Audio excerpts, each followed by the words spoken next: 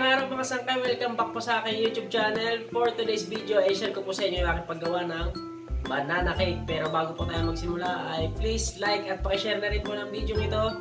At kung kayo po ay hindi pa nakapag-subscribe ay subscribe mo na rin, pindutin mo na rin ang bell button para ikaw laging updated sa mga upload ko pang mga video. So ito aking recipe nga pala mga sangkay ng special banana cake ay simple lamang po, napakadaling gawin. Pero sigurado po kung magugustuhan ninyo kapag ito ay inyong nasubukan at inyong nang natikman. So yun mga sangkay, simulan na natin ang paggawa ng aking special banana cake. At ngayon mga sangkay, sisimulan na natin ang paggawa ng ating special banana cake. So ayan, bali handa muna natin yung ating paglalagyan. Kung mapapansin nyo, meron siyang papel sa ilalim or baking paper para po maiwasan natin yung pagkasunog ng ating banana cake. At minsan din kasi kapag walang sapin na papel ay dumidikit yung ating banana cake, mahirap tanggalin. So nahisira siya, kaya maglalagay tayo ng baking paper. At kapag nahanda nyo ng inyong lanera ng inyong banana cake, ay simulan na natin ang paggawa ng mixture ng ating banana cake. Ating unang ingredients ay light brown sugar. Next, maglalagay tayo ng saging. Yan, bali dudurugin muna natin yung saging natin ilalagay.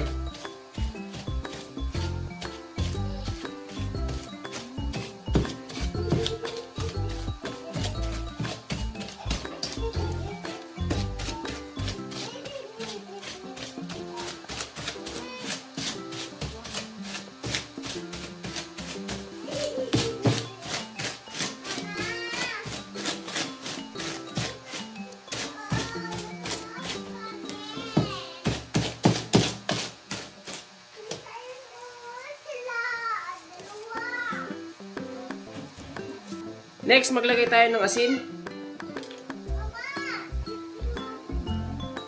Sunod ay baking powder.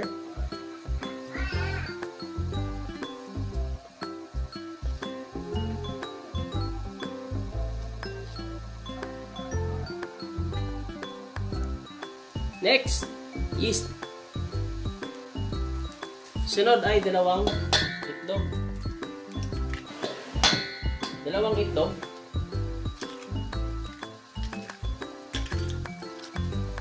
I-mix natin ng bahagya.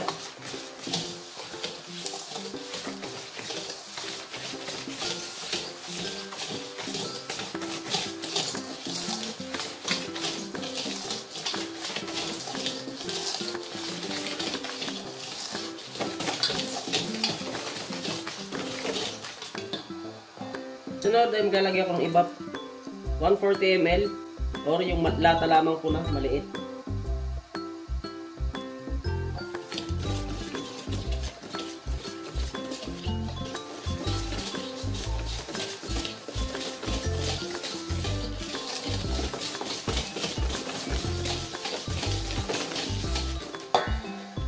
Next, agarin.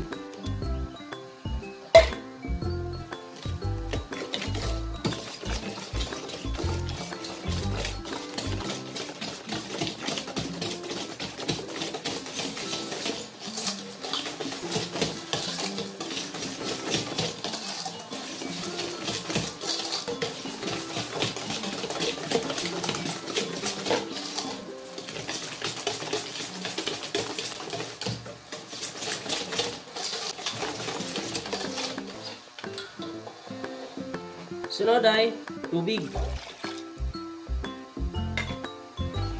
At pagkalagay nyo ng tubig ay mix muna. Tunawin natin yung ating sukal.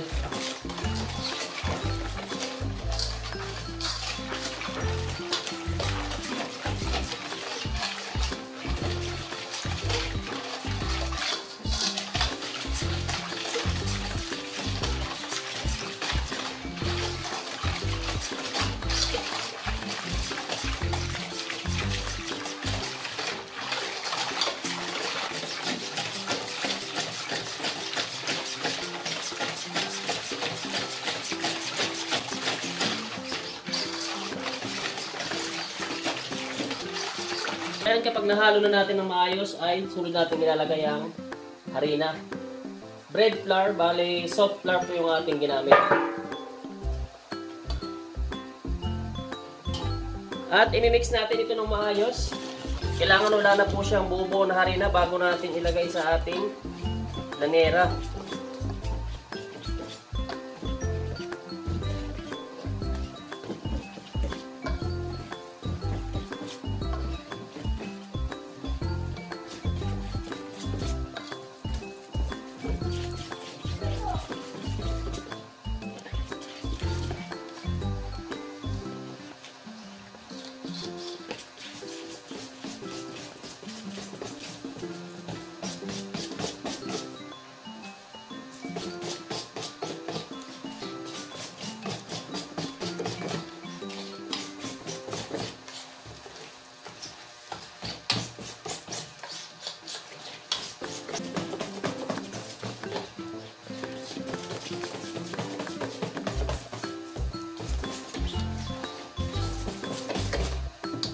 At maglalagay tayo ng mantika.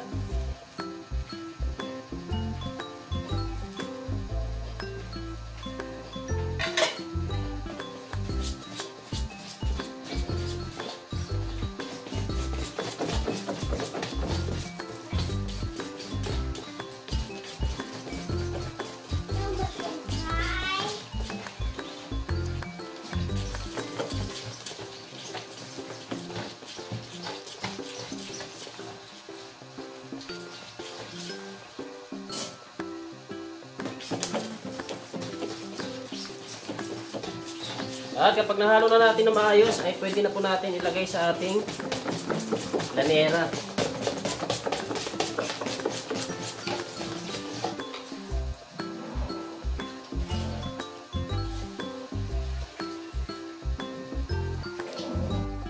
At ngayon ay ililipat na natin ang lalagyan, no? Isasali na natin sa ating lanera.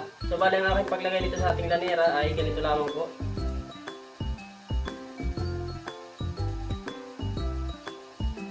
Pero kung hindi po kayo sanay sa ganitong pagsalin doon sa ating lanera, ay pwede po kayong gumamit ng cups or pitchay. Isalin nyo sa pitchay at saka ibuhos nyo po sa inyong lanera.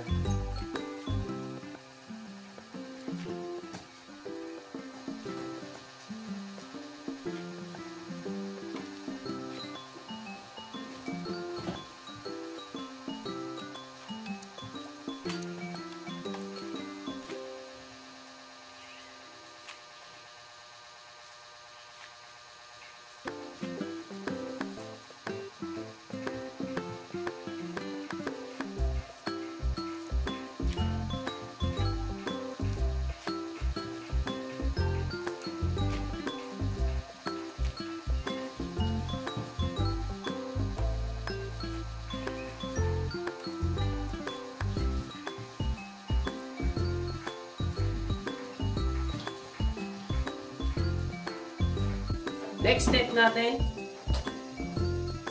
ay meron tayong 3 saging.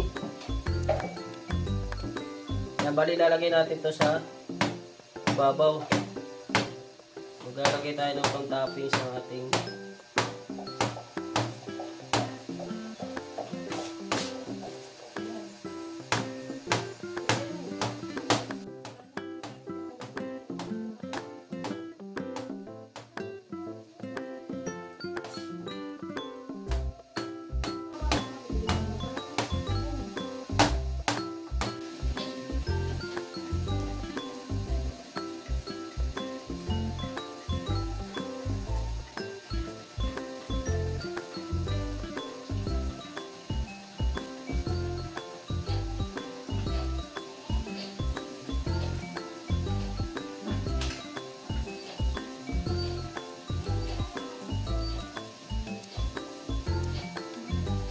At ayan na yung ating banana cake mga sangkay. Bali, rest muna natin ng ilang minuto bago natin isalang. Ngayon mga sangkay ay bali na-rest lamang po natin ng 20 minutes yung ating banana cake. Ayan, 20 minutes ko siyang na-rest at isasalang na natin ngayon. Kung mapapansin nyo, may mga kasabay siya, di ba? Bali, magkakaparehas na po yan ng apoy. Hindi pwede nating isalang na yung may sasabay ka na tinapay na mahina yung apoy sa malakas yung apoy or mainit na oven. Kaya bali sayang po yung ating gas kung isasalang natin ay banana cake lamang po, di ba? Kaya isabay na natin yung iba. So bali natin gagamitin na apoy ay malakas at isasalang natin sa 180 degrees Celsius na init ng ating oven. At abangan naman po natin kung ilang minuto natin lulutuin mga sangkay.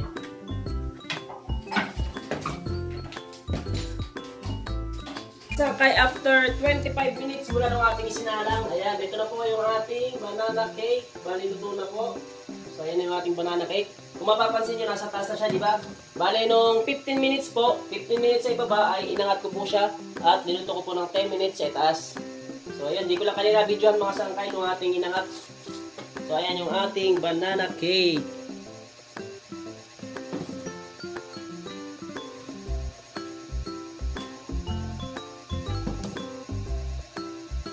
At ayan, nahango na natin o natanggalan natin sa oven yung ating banana cake. Bale, palamigin muna natin bago natin alisin sa lagayan. Dahil sobrang init po niyan. Ayan o, ang ganda ng pagkakapula ng ating banana cake.